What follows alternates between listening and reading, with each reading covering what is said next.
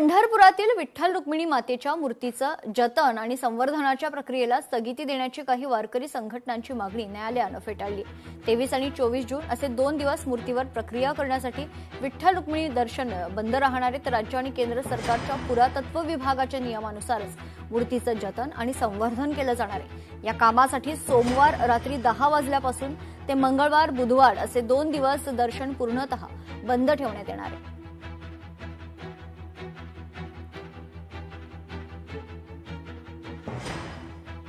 पुरातत्व विभागाने दिलेल्या सूचनेनुसार आपण पांडुरंग आणि रुक्मिणी मातेच्या मूर्तीवरती जतन संवर्धनाची रिस्टोरेशनची प्रक्रिया करणार आहोत। यापूर्वीच आपण सर्व माध्यमांना कळवलेलं आहे की ही प्रक्रिया 22 उद्या सोमवारपासून सुरू होईल आणि ती 23-24 अशी 3 दिवस चालेल। या कालावधीत दिनांक 23 आणि 24 तारखेला पूर्णपणे मंदिरातील दर्शन हे बंद राहणार आहे आणि उद्या सुरुवातीला 22 तारखेला संध्याकाळी 10 वाजेपर्यंत दर्शन सुरू राहील आणि रात्री 10 वाजल्यानंतर दर्शन बंद करून ही मूर्तीवरची प्रक्रिया सुरू करण्यात येईल।